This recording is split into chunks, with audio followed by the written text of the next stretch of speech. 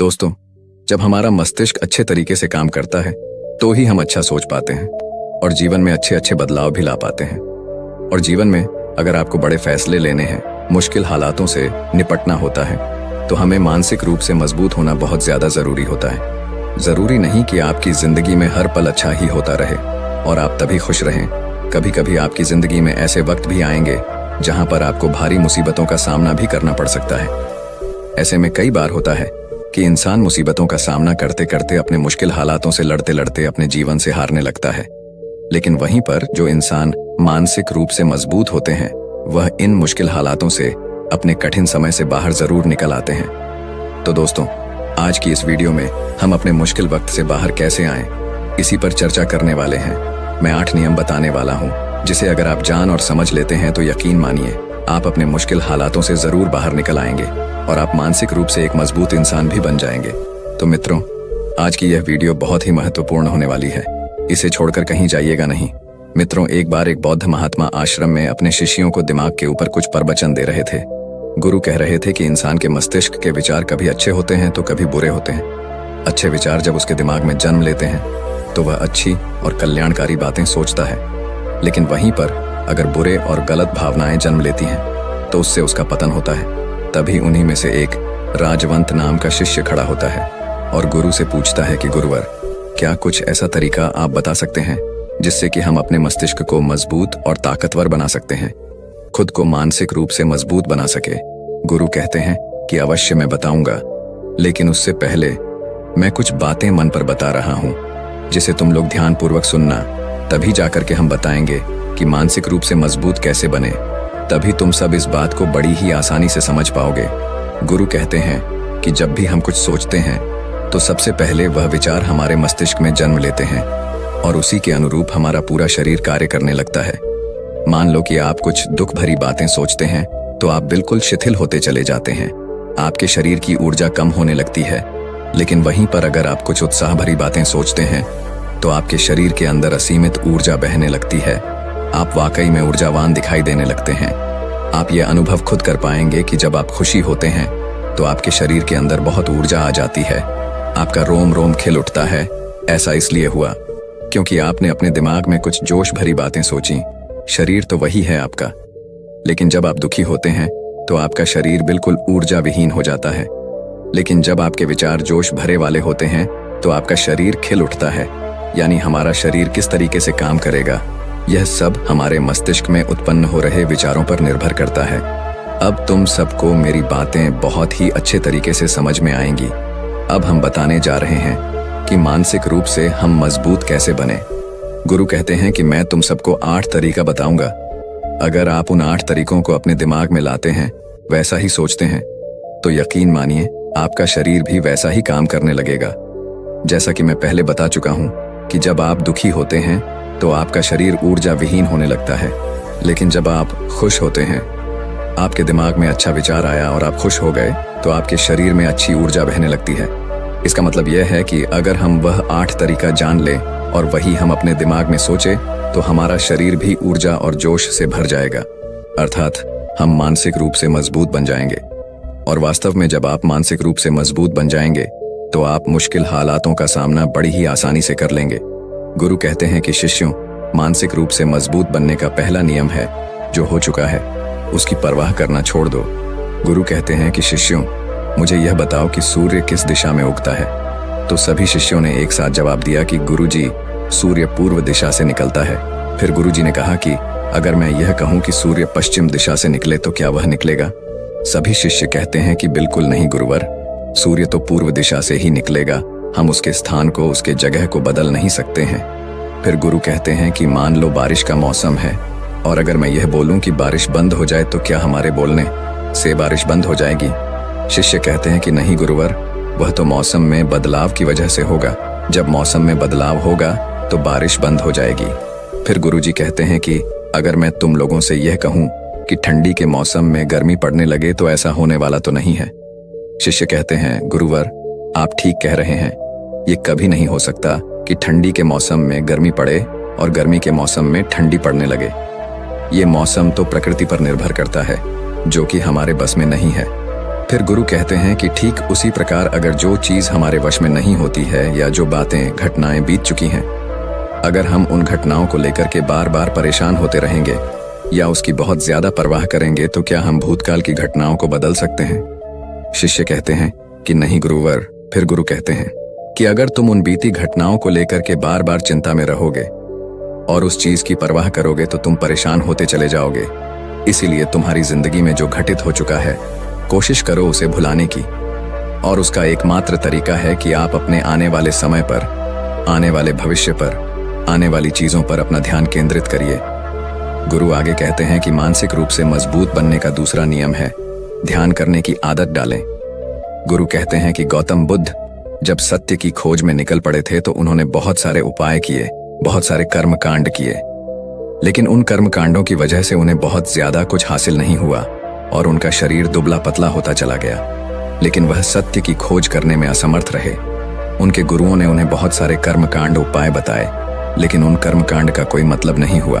अंत में जब भगवान गौतम बुद्ध स्वयं ध्यान की अवस्था में बैठे तो धीरे धीरे ध्यान की गहराइयों में जाकर के उन्हें वह सारी चीजें लगने लगी जिस चीज की वह खोज में निकल पड़े थे। ध्यान के जरिए वह अपने सभी विचारों पर विजय पा लिए। उन्होंने पापी मार्ग को पराजित किया, काम वासना पर विजय पाई, अपनी हर एक भावना पर वह विजय पा लिए। और यह सब तभी हुआ जब वे ध्यान की गहरी अवस्था में बैठे और कई दिनों तक ऐसे ही बैठे रहे।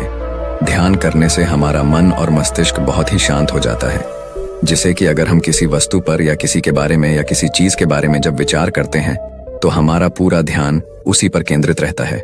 हमारा दिमाग ज्यादा इधर उधर भागता नहीं है और हम चीजों को बहुत ही अच्छे तरीके से समझ पाते हैं। ध्यान ही एक ऐसा तरीका है जो आपको हर तरीके से आपके दिमाग को मजबूत बनाता है।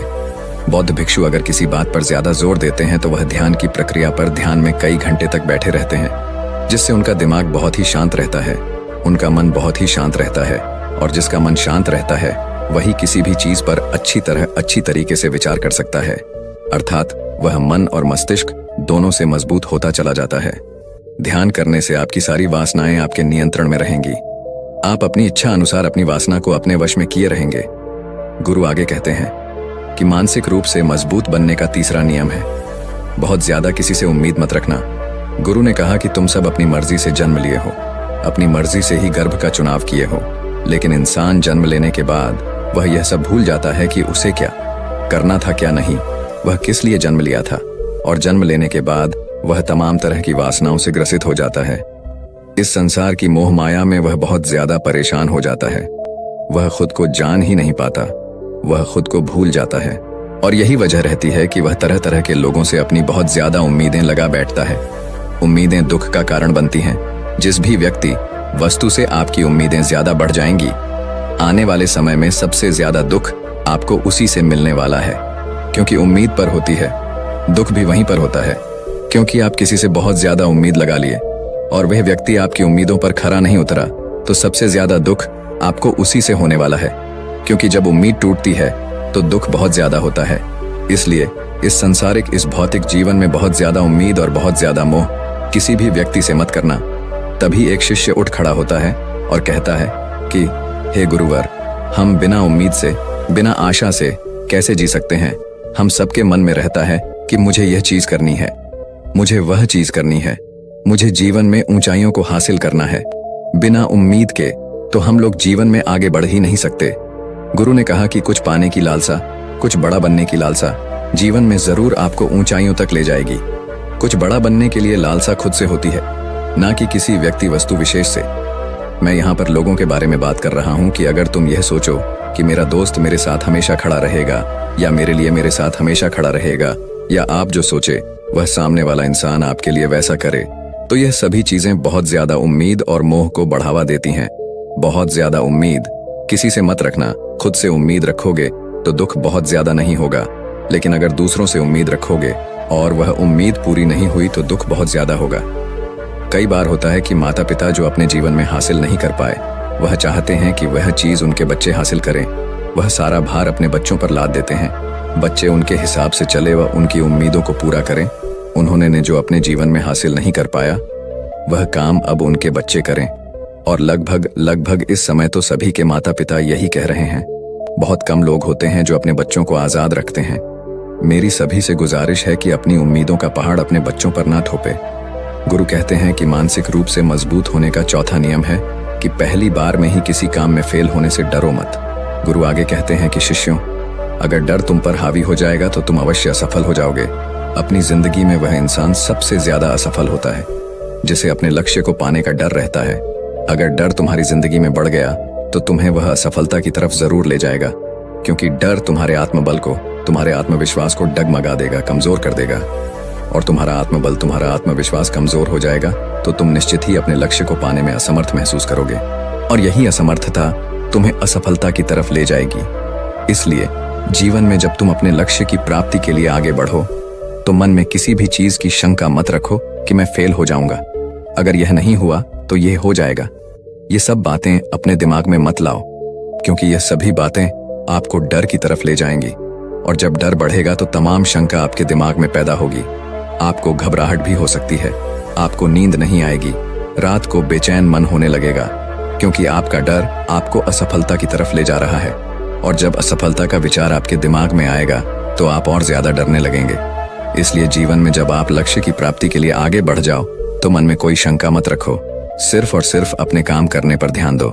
जब तुम काम करने पर ध्यान दोगे तो तुम कभी डरोगे नहीं, क्योंकि तुम अपने लक्ष्य की प्राप्ति के लिए काम कर रहे हो, उसके लिए जुट गए हो, तो तुम्हारा डर खत्म हो जाएगा। और जब डर खत्म हो जाएगा तो तुम जरूर सफल हो जाओगे। गुरु आगे कहते हैं कि पांचवा नियम है मानसिक रूप से मजबूत बनना। वह यह है कि जिंदगी में कभी भी खुद को कोसो नहीं। गुरु कहते हैं कि जो इंसान जितना ज्यादा संघर्ष करता है वह उतना ही मजबूत बनता चला जाता है। जितना ज्यादा तुम मजबूत बनोगे उतना ही ज्यादा तुम काबिल होते चले जाओगे। इसलिए अगर तुम किसी भी चीज में असफल भी हो जाते हो, या कोई चीज तुम्हारी इच्छा के अनुसार नहीं हुई, या तुमने कुछ ऐसा कार्य किया जैसा नहीं करना चाहिए था, और इन सब बातों को लेकर के अगर तुम पछता रहे हो, खुद को कोस रहे हो, तो यह तुम्हें मानसिक रूप से कमजोर करता चला जाएगा, क्योंकि खुद को कोसना बहुत ज्यादा खतरनाक होता है। यह आपके दिमाग की क्षमता को कम कर देगा, आपकी सोचने समझने की शक्ति को कम कर देगा, आपके आत्मबल, आपके आत्मविश्वास को कम कर देगा। इसीलिए जीवन में कभी भी किसी भी कार्य के लिए खुद को कोसना नहीं, क्योंकि अगर वह कार्य तुमसे नहीं हुआ है या जो तुम सोच रहे हो वह जिंदगी में नहीं कर पाए, तो इसका मतलब यह नहीं है कि तुम असफल ही हो गए। अगर मैं यह कहूं कि यह सामने वाला आम का पेड़ है, इस पर सबसे पहले कौन सा जानवर चढ़ेगा?